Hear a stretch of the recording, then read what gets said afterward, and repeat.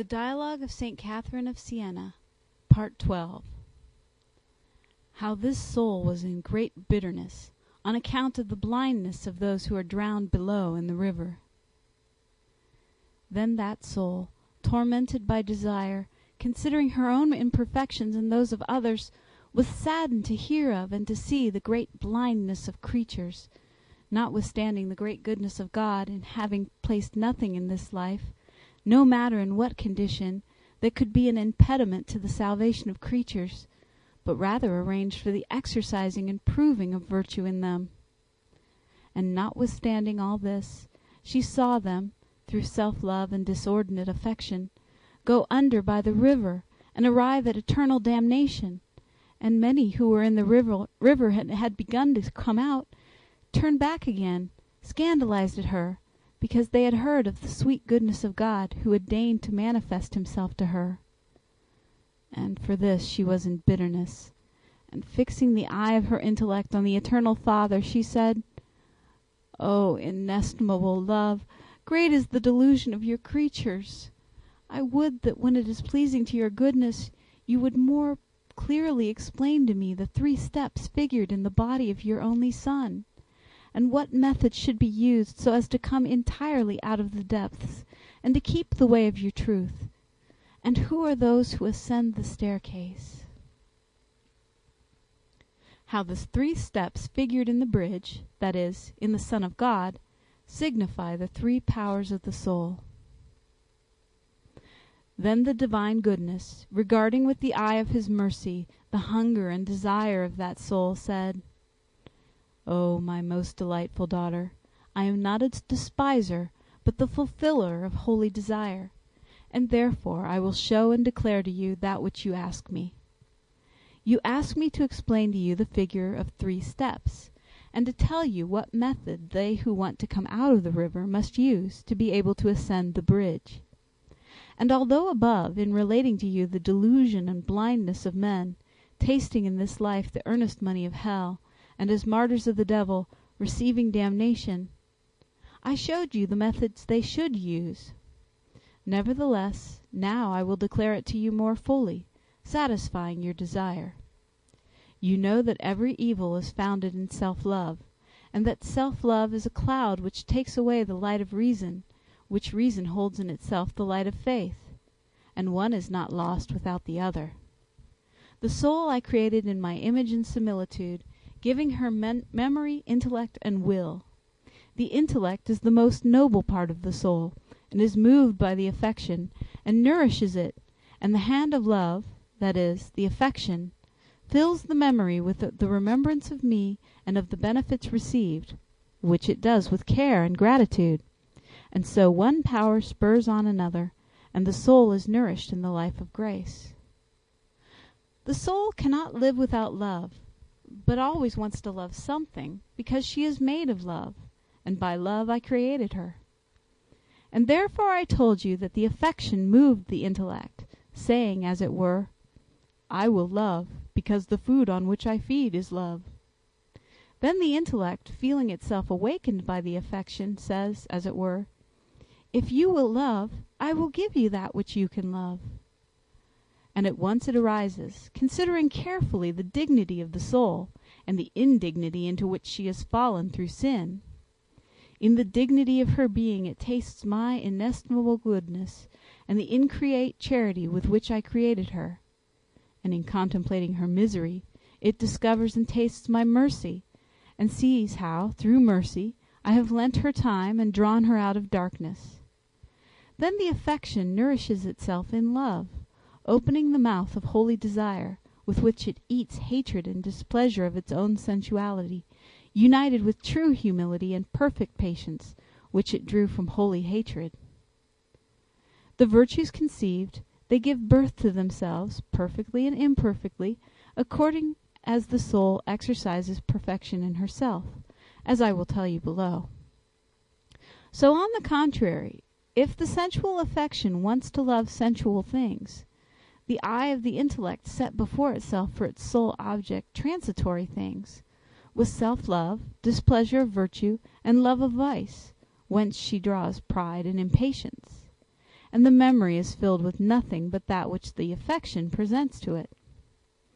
This love so dazzles the eye of the intellect that it can discern and see nothing but such glittering objects. It is the very brightness of the things that causes the intellect to perceive them, and the affection to love them. For had worldly things no such brightness, there would be no sin. For man, by his nature, cannot desire anything but good, and vice, appearing to him thus, under colour of the soul's good, causes him to sin.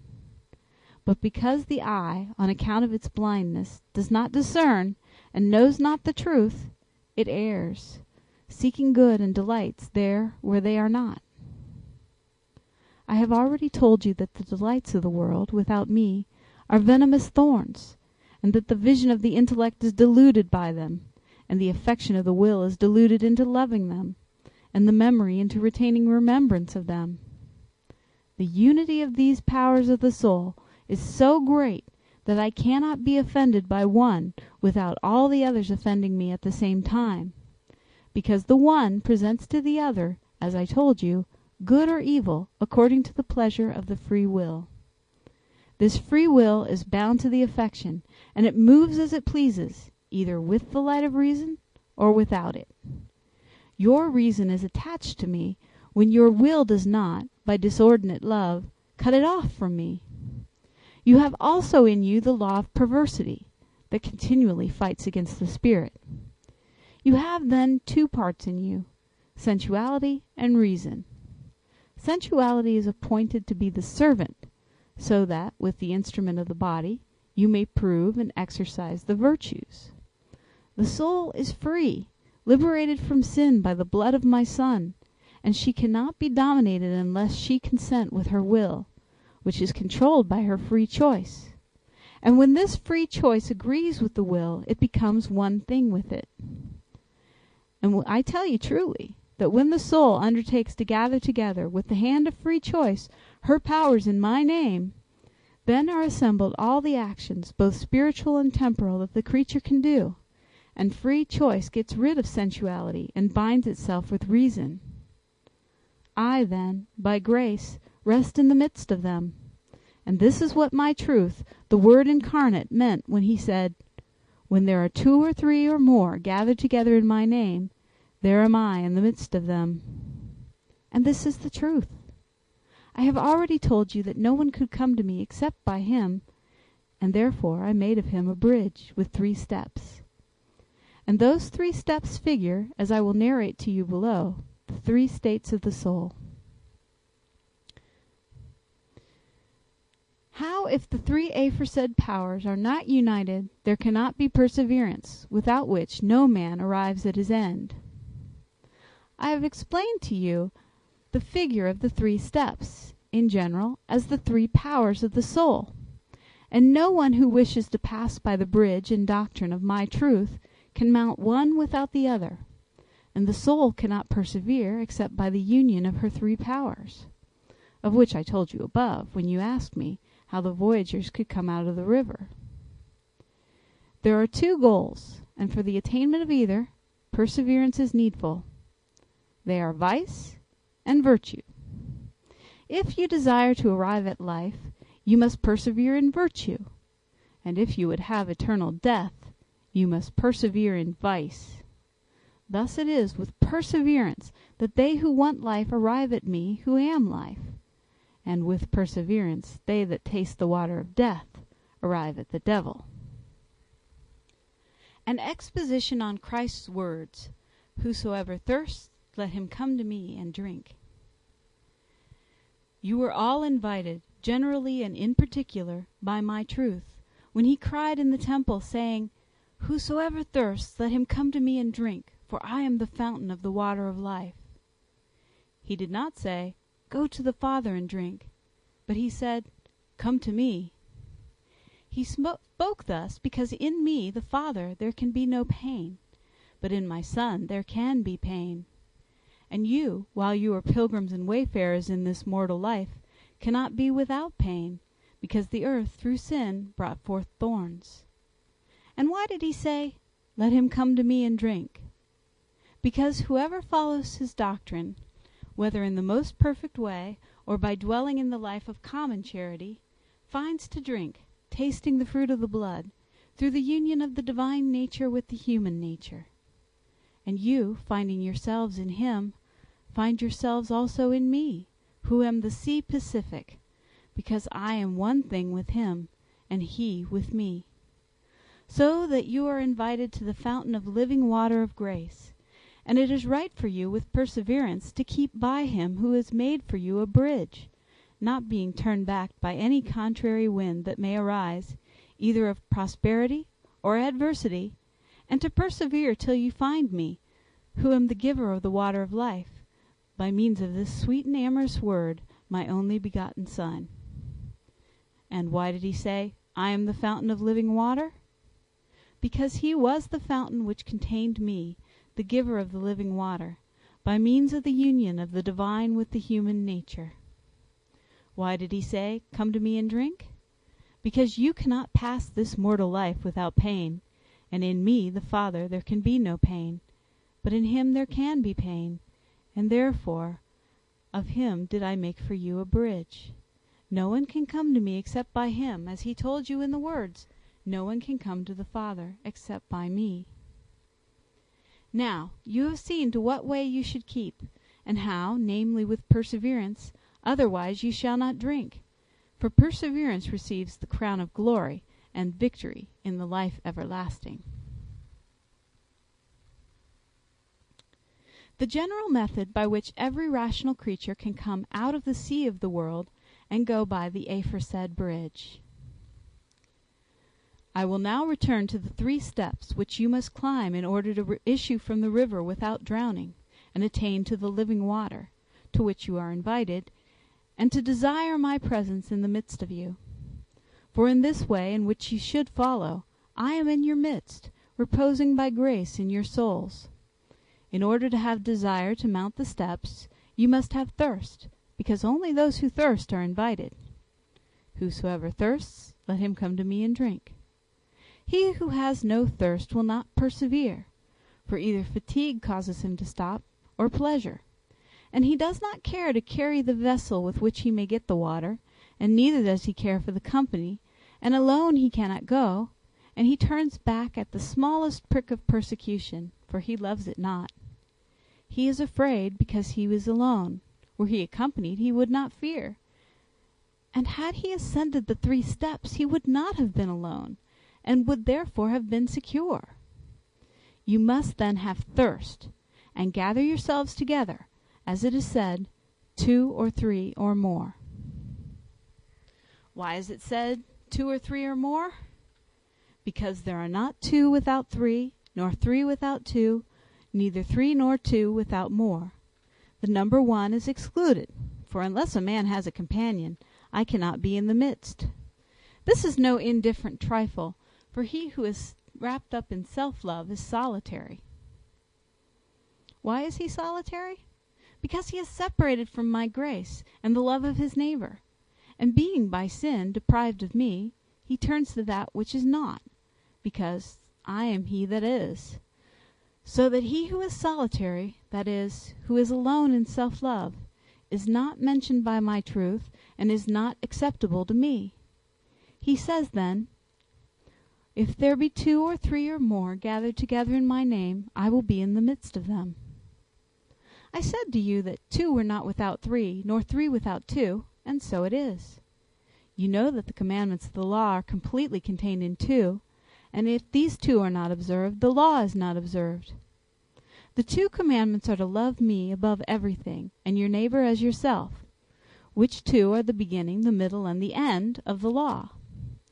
These 2 cannot be gathered together in my name without 3, that is, without the congregation of the powers of the soul, the memory, the intellect, and the will, the memory to retain the remembrance of my benefits and my goodness, the intellect to gaze into my ineffable love, which I have shown you by means of my only begotten Son, whom I have placed as the object of the vision of your intellect, so that in him you behold the fire of my charity, and the will to love and desire me, who am your end.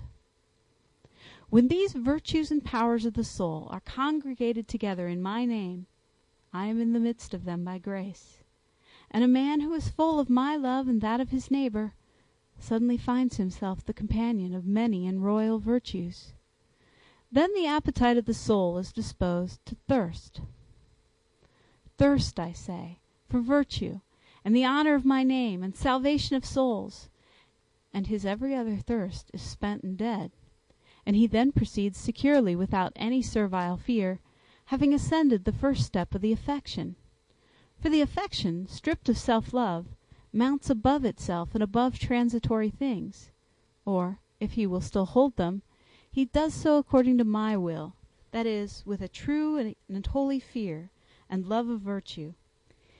He then finds that he has attained to the second step, that is, to the light of the intellect, which is, through Christ crucified, mirrored in cordial love of me, for through him have I shown my love to man. He finds peace and quiet, because the memory is filled with my love. You know that an empty thing, when touched, resounds, but not so when it is full. So memory, being filled with the light of the intellect, and the affection with love, on being moved by the tribulations or delights of the world, will not sound with disordinate merriment or impatience, because they are full of me, who am ever good. Having climbed the 3 steps, he finds that the 3 powers of the soul have been gathered together by reason in my name. And his soul, having gathered together the 2 commandments, that is, love of me and love of the neighbor, finds herself accompanied by me, who am her strength and security, and walks safely because I am in the midst of her. Wherefore, then, he follows on with anxious desire, thirsting after the way of truth, in which way he finds the fountain of the water of life, through his thirst for my honor and his own salvation and that of his neighbor, without which thirst he would not be able to arrive at the fountain. He walks on, carrying the vessel of the heart, emptied of every affection and disordinate love of the world, but filled immediately it is emptied with other things, for nothing can remain empty, and being without disordinate love for transitory things, it is filled with love of celestial things, and sweet divine love, with which he arrives at the fountain of the water of life, and passes through the door of Christ crucified, and tastes the water of life, finding himself in me, the sea Pacific.